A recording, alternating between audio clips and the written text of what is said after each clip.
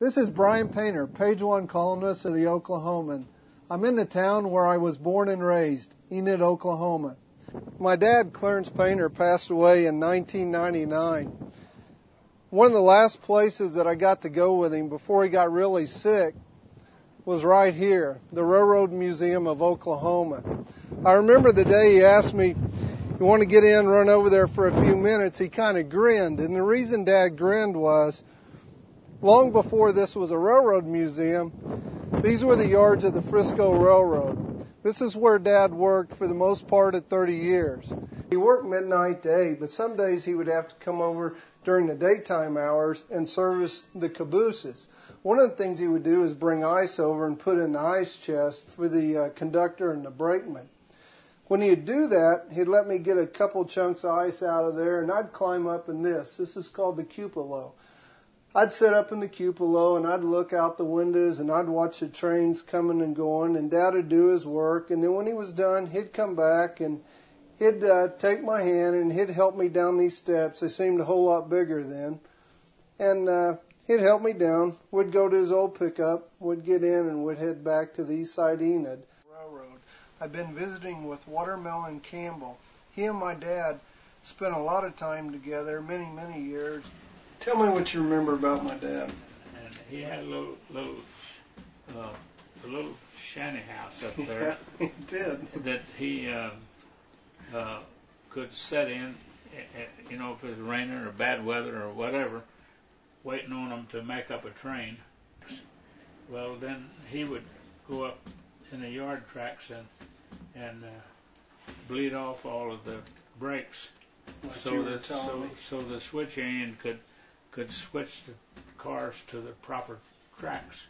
He always he'd bring me down here, and you guys were always, everybody was always really good to me, and like I said, he'd let me crawl up in here, but that means a lot to me that you say he was a true, sincere worker. Speaking with Tech Sergeant Mary Davis, and we're at the new base housing at Vance Air Force Base in Enid, Oklahoma.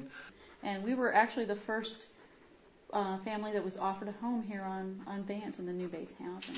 I told you my mother had cleaned base housing out here, and it was, I saw times when people would start to clean their own and then decide that wasn't a good idea, and then would hire her. Some would hire her just right away, but was that ever something you went through? Did you ever try to clean I that? sure did.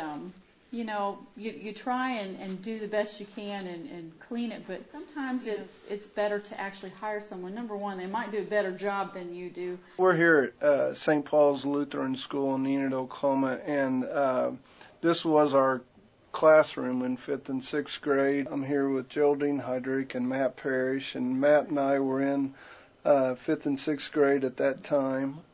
Matt came here in 4th grade, and we graduated here 30 years ago this year. We're just going to talk about some memories we have. When did St. Paul's get back to you in teaching here? I think one of the big things for me was I always had a support group, had the same moral values, and I was able in teaching here when there was a big problem to stop with students and pray about it. You mentioned that about the 6th graders and the kindergartners, and the thing I remember... And helping with the kindergarten children. We sat with them in chapel on Friday mornings. Mm-hmm. We each had a kindergartner that sat with us. That's right. And, That's right. And that was... Every Friday you were being morning. A role model for those kindergartners, as well as preventing them from talking to each other. It was one of our classmates, a little girl at the time. I won't mention her name, but we liked to kind of tease her a little bit, and we thought it would be real funny we kind of rigged up one of the windows, so when she would basically walk in the room, the window would fall open, as if, something... She was jinxed. It was on his birthday. He had invited me out, so with his family, and we were all sitting around dinner we were all talking, and I thought this was a great story. I thought it was, we thought it was so funny. We were in fourth grade, and Brian and I thought it was funny when it happened, watching that window fall, and this look on her face. And so I proceeded to tell the story, and at the end of the story, nobody was laughing except me, and apparently Brian's parents didn't take too much of a liking to it, and I guess he got in a lot of trouble for it on his birthday. Coming back here today means a lot to me. One of the things that really stands out is the fact that Watermelon Campbell, he told me that my dad was known as somebody who worked really hard. And hopefully that's something that I feel my parents instilled in me, is that if you go to do a job, whether you're working in the yards here at the Frisco Railroad, whether you're cleaning base housing at Vance Air Force Base, as my mom did, or whether you end up, doing anything, go out, work hard, give it your all. You'll serve yourself. You'll serve those you're working for. You'll serve the public. This is Brian Painter, and I'm going home.